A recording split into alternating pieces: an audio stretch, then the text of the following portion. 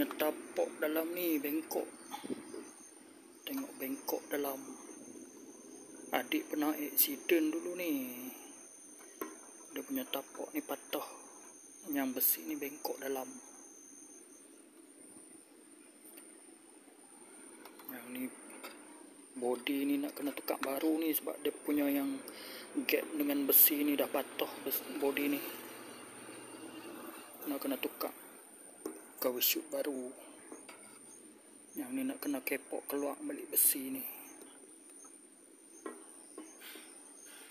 Baru yang ni dia sampai.